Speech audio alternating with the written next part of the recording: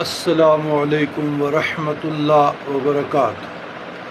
اللہم صلی علی سیدنا محمد وعلی آل سیدنا محمد بعدد کل لمحۃ ونفس وبعدد کل شیء معلوم لک۔ عزیزان گرامی، کافی قابل غور باتیں ہیں دعوت و تبلیغ کی نیت سے، تو توجہ سے اور فرقواریت سے بالاتر، حسد بغض سے بالاتر غور سے سنیں۔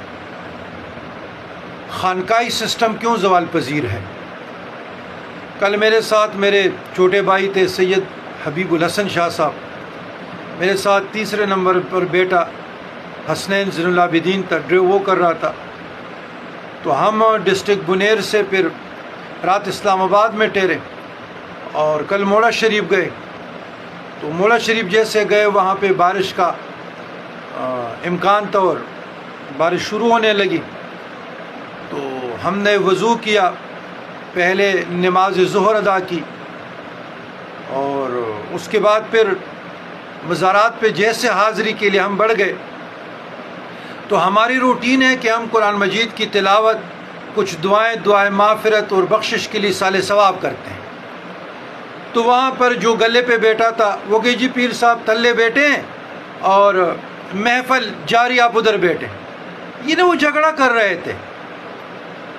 وہاں اتنی بڑی تاریخی درگاہ ہے کہ وہاں پر جب ہم مسجد میں گئے کوئی صفائی کا انتظام نہیں تھا۔ پھر واش روم، بہت برا حال واش روموں کا، کوئی صفائی کا انتظام نہیں تھا۔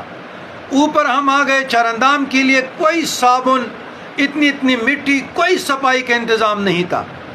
پھر جب مزارات پہ گئے، جو سادہ لوگ تھے وہ بیچاروں کو پکڑ کے نیچے زبردستی لے جاتے تھے، بعد میں لاؤڈ سپیکر پہ زبردستی بیت لیتے ہیں۔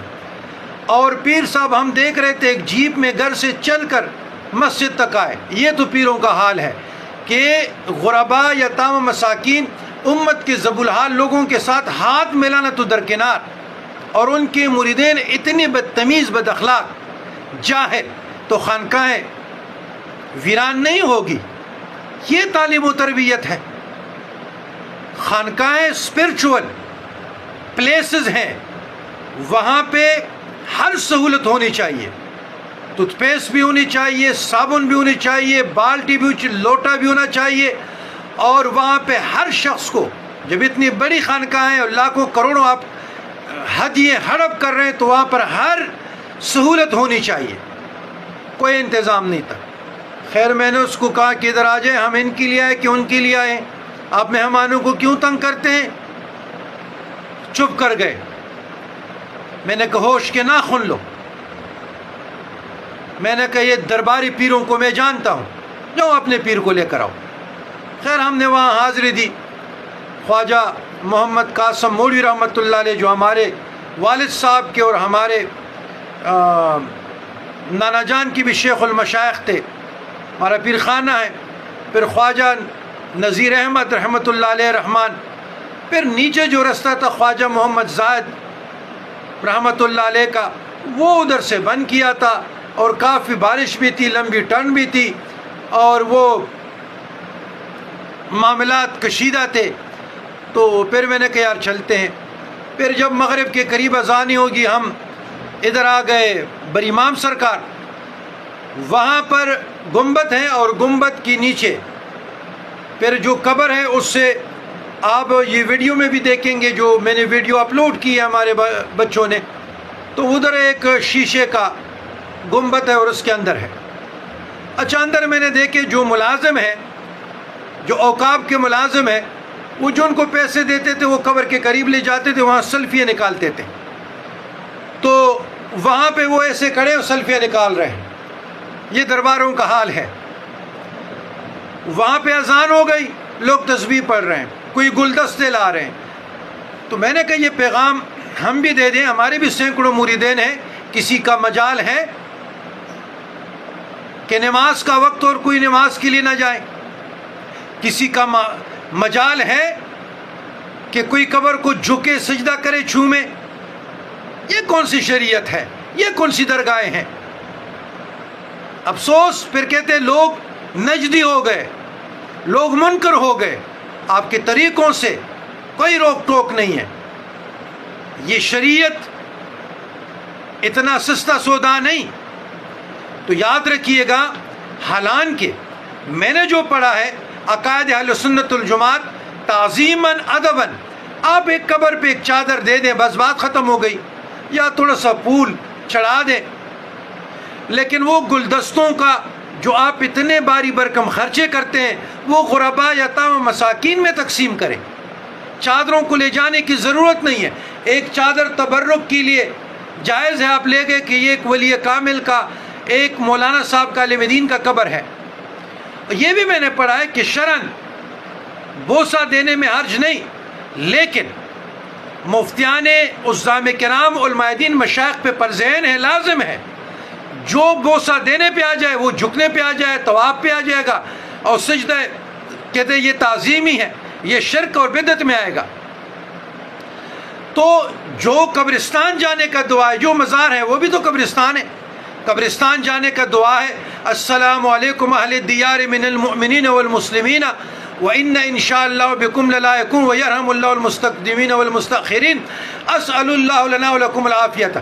یہ بھی بڑی کامل دعا ہے۔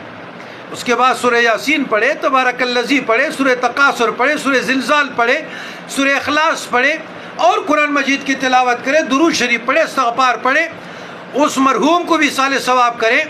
توسل جائز ہے، وسیلہ جائز ہے، اس کے اعمال صالحہ سے، ذوات صالحہ سے اللہ کی بارگاہ میں وسیلہ کر کے اپنے حاجات روائی کے لیے دعا مانگے، کوئی حرج نہیں ہے۔ لیکن زیادہ چادر لے جانوں کا کوئی ضرورت نہیں ہے، گلدستے لے جانے کی کوئی ضرورت نہیں ہے۔ وہاں آپ کوئی تاج پوشی کے لیے جاتے ہیں۔ تو بات یہ ہے کہ یہ جو گلدستے ہیں اور یہ جو چادریں ہیں اور یہ جو پھول کے ٹوکرے ہیں، یہی رقم غرباء یتامى مساکین زبونحالوں پہ خرچ کریں، وہ بہتر ہے۔ کیونکہ یہ جو ملازم اوقاف کے جو قبر کے اندر لے کر گئے اور وہ سیلفیاں نکال رہے تھے، کسی کو میرے خیال میں کلمہ بھی نہیں آتا ہوگا، جب میں دیکھ رہا تھا تو وہ کیا 200-400 روپے دیے ہوں گے، اس نے چادر بھی ڈالی، سیلفیاں بھی نکال رہے تھے۔ یہ مساجد میں، مزارات میں جب آپ ایصال ثواب دعا کرتے ہو، حرمین شریفین میں گناہ کبیرہ ہے، ممنوع ہے اور ناجائز عمل ہے، کوئی شرم و حیا نہیں چاہیے۔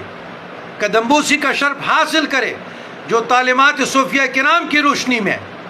تو خانقاہوں سے اس لیے لوگ آوازار ہے، اس لیے خانقاہی سسٹم زوال پذیر ہے کہ ہمارے جو پیران صاحبان ہیں غریبوں کے ساتھ تو بیٹھتے نہیں ہیں، دعوت و ارشاد تو کرتے نہیں ہیں، تعلیم و تربیت تو کرتے نہیں ہیں۔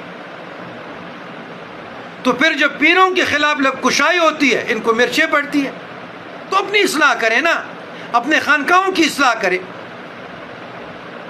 جو آنے والے لوگ ہیں خانقاہ میں، مثلا میرے پاس جو آتا ہے، تو میں تو یہی نیت رکھوں گا نا کہ یہ میرے والد صاحب کے یا ہمارے مشائخ کے ماننے والے ہیں، میرے بڑوں بزرگان دین کے ماننے والے ہیں، تو میرے بس میں چلے کہ اپنا دل نکال کر اس کے سامنے رکھوں۔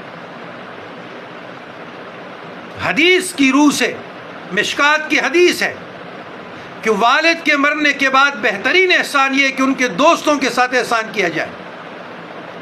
یہاں تو اللہ معاف فرما دے، سوشل میڈیا ہے، پھر لوگ بھی کہتے ہیں کہ جی یہ پیر صاحب کو کیا ہو گیا، یہاں تو فرعون بنے ہوئے، کوئی کسی کو پیار نہیں دیتا، دست شفقت نہیں دیتا، اس کی مسئلے کو سننے کے لیے تیار نہیں ہے، اپنے سینے کے لیے تیار نہیں ہے، تو خانقاہ تو زوال پذیر ہے۔ تو میرے بھائیوں، بالکل مزارات پہ جائیں، بالکل جانا چاہیے، اپنا عقیدت کا اظہار کرے، لیکن وہاں پہ شریعت کے مطابق، تعلیمات صوفیہ کے مطابق اپنا عمل نبی علیہ السلام کی سنت میں رنگین ہو کر، عمل پیرا ہو کر مسلمان ہونے کی ثبوت دے۔ ان بزرگان دین نے قرآن و سنت پہ عمل کیا تھا۔ یاد رکھیے گا، جو شریعت کا ترک کر گئے وہ خسارے میں ہے۔ تو میرا یہ پیغام اللہ کے لیے ہے، اللہ کی رضا کے لیے ہے، اور تعلیمات صوفیہ کرام پر عمل پیرا ہونے کے لیے ہے۔ خانقاہیں جتنی حسین ہو، جتنی صفائی ہوگی، جتنی ستھرائی ہوگی، جتنے آنے والے مہمانوں کو جو اللہ کے مہمان ہیں، ہمارے بزرگان دین کے مہمان ہیں، ہمارے پیغمبر علیہ السلام کی مہمان ہیں، جتنا بھی ہم سہولتیں دیں ان پہ نچاور کرنا چاہیے۔ خانقاہیں تو یہ سمبل ہے، اور سمبل خوبصورت ہونی چاہیے، اعلیٰ اخلاق اور کردار ہونا چاہیے۔ شیخ کو ایک ایک مہمانوں کے لیے راستہ تکنا چاہیے، نہ کہ مہمان ہمارے انتظار میں رہے، گھنٹوں گھنٹوں بیٹھے رہے، بچے، ہماری بیٹیاں، ہماری مائیں، ہمارے بزرگ بیمار ہمارے لیے تکتے رہے کہ پیر دروازے سے کب نکلے گا۔ نہیں، ہمیں تکنا چاہیے کہ اللہ کے مہمان کے پاس لپک کر ہم کیسے پہنچے، ہونا تو یہ چاہیے۔ تو یہ میرا پیغام، میرا دکھ بری پیغام ہے، درد دل سے اپنے خانقاہ کے لیے بھی یقین کریں میں یہی پیغام رکھتا ہوں، یہی درد رکھتا ہوں، اپنے بابا جی کے مریدین کے لیے، نانا جی کے مریدین کے لیے، میرے مشائخ کے مریدین کے لیے، اور میرے ذاتی سینکڑوں کا حلقہ ہے، تماموں کے لیے میں یہی درد دل رکھتا ہوں۔ کوئی فاصلہ نہیں ہے، کوئی دیوار نہیں ہے، جب جی چاہے وہ میرے ساتھ گل مل کر بیٹھ سکتے ہیں، مجھ سے رہنمائی لے سکتے ہیں، تعلیم سے آراستہ ہوتے ہیں، تربیت سے آراستہ ہوتے ہیں، لاتعداد سلاسل میں جو میرے بس میں۔ کیوں؟ وہ اللہ کا بھیجا ہوا، اللہ کا بھیجا ہوا ہے، مہمان ہے، یہ ہم پہ آزمائش ہے۔ اگر ہمیں حکم ہوتا کہ پلانے کے گھر میں علم تقسیم کرو، پلانے کے گھر میں کرو، پلانے کے گھر میں کرو، تو پھر کیا ہوتا؟ ہم جا سکتے تھے۔ یہ تو اللہ کا فضل ہے، اللہ کا کرم ہے، بزرگان دین کا صدقہ ہے، ان کے جوتوں کا، کہ یہ لوگ ہمارے پاس چل کر آتے ہیں۔ ہم اس قابل کہاں؟